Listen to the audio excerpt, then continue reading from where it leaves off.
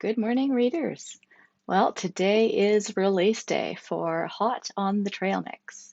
This is book number 15 in the Auntie Clem's Bakery Mystery Series.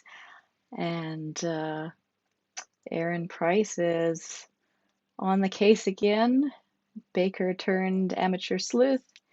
And so lots of tasty clues in this one.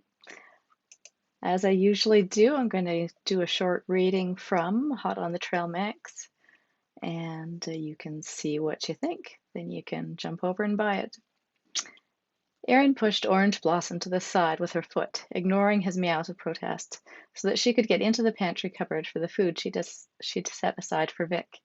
In order to keep him from getting into something that would make him sick, Blossom was not allowed in the pantry, even though it had now been determined that he hadn't gotten sick from getting into something he shouldn't have, but had been intentionally poisoned. It was still safest if she only fed him cat food she knew to be safe, or meat that she prepared for him while making her own meals. I made you some sandwiches too, they're in the fridge.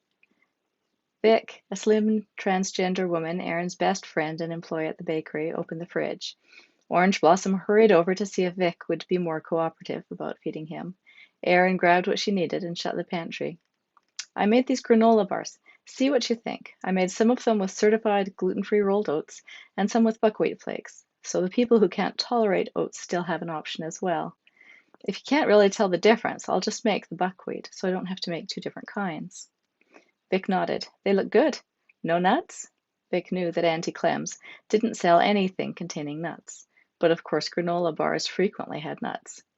No, I put in some pumpkin seeds and sunflower seeds and some raisins and goji berries. And I made this trail mix. Erin put a baggie down on the counter. Sunflower seeds, hemp seed, and chia. Loads of protein. Vic swept her long blonde hair out of her face as she leaned over and packed the goodies into her backpack. Sounds great. This should be more than enough to get us through the day. Make sure you have plenty of water. We do. Vic pulled the zipper of the pack closed. You sure you don't want to come along with us? She teased. Erin flashed back to being trapped underground. No light, no water, bound hand and foot with no idea how to get out of the labyrinthine caves. She'd been terrified she was going to die there, injured and alone. No one would be able to find her.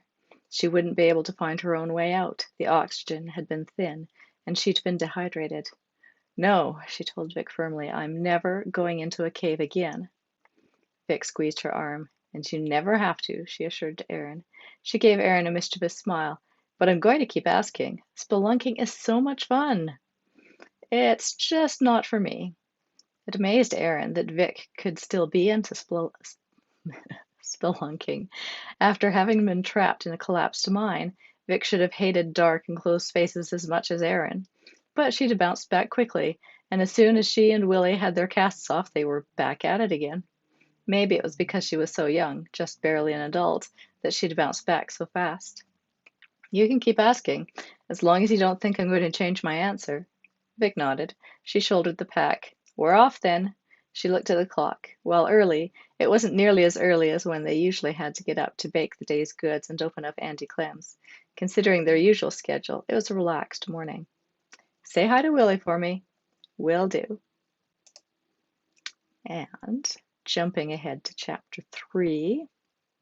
It had been a productive day. Erin had run some errands, gone through her projects and plans for the next week, taken Nilla out for another round of exercise, and made an early supper that involved more than just opening a can of soup or making sandwiches. All in all, she'd gotten a good amount done. Terry was just scraping the last of the pasta sauce from his plate when his phone buzzed with a message. He looked at Erin, raising his brows. She made a motion for him to go ahead and answer it. Supper was over, so he might as well. Besides, it could be a work call, and he should take it. He wasn't on call with the dispatcher yet, but the sheriff could still call him if they needed all hands on deck. He looked down at the screen, and his brows lowered into a scowl. He looked back at Erin. Looks like Vic and Willie ran into some trouble. Erin's heart sank. Her stomach tightened with worry. What kind of trouble? Are they okay? They're fine, but I've got to go in. Erin shook her head, wondering what kind of problem might have occurred that would cause that kind of response. Most things could wait until the morning. But Terry wasn't likely to tell her what was going on. He normally wouldn't even have said that Vic and Willie were involved. He was good about keeping everything quiet, even from her. "They're not hurt? Sick?" she persisted. "They're okay," he reassured her. "No cave collapse. They haven't been injured. But I need to get out there and help take care of things. I'm sorry, you're going to be on your own tonight." "Okay, that's fine, of course." They didn't need to be get they didn't need to be together all the time. In fact, when he had been off work, it had been very stressful to have him home all the time. Of course, a lot of that might have had to do with his irritability and PTSD. Thanks for that, Teresa Franklin. "But you won't stay out too long, will you? You'll be careful?" He wasn't yet putting in full-time hours, and Aaron was constantly afraid that he would do too much and end up with a week-long migraine or other relapse symptoms. He wasn't yet fully healed. The sheriff needed to understand that. And Terry himself needed to understand that. He was probably the one who had expected the most from himself. It had been too long since he'd been injured. He felt he should have been able to heal in that length of time, and that he should certainly not still be having any PTSD. That should all be behind him. "I only put in half a shift this afternoon. I'm fresh as a daisy." "But you won't be if you work all night. Be careful. Tell the sheriff if it's too much and you have to go home." He scowled at her and didn't answer. Aaron knew there was no way he was going to tell Sheriff Wilmot that he was tired and wanted to go home, even though the sheriff would send him home. Terry wanted too much to show that he'd recovered and was just as tough as ever. Even though Terry had said that Vic and Willie were unhurt and everything was okay, Aaron was still worried. The entire Bald Eagle Falls Police Department would not be called out there for nothing. It didn't matter that the department consisted only of Terry, the sheriff, young Stainer, and Tom Banks, who was part-time. There were few occurrences in Bald Eagle Falls that required all of them to be on site. And if something else happened, and they needed to attend to another call, they would all be out at the cave, or wherever it was that they'd gone to take care of Vic's and Willie's problem. Something had happened. Something serious. Okay. Oh, that's good timing with my slides. So that is Hot on the Trail mix. There's another quote for you there. On sale today. You can pick it up at any of the online bookstores in ebook, paperback, or hardcover, also available in large print.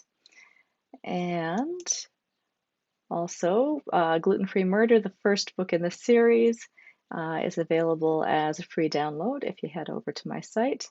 And I will post all the links that you need down below.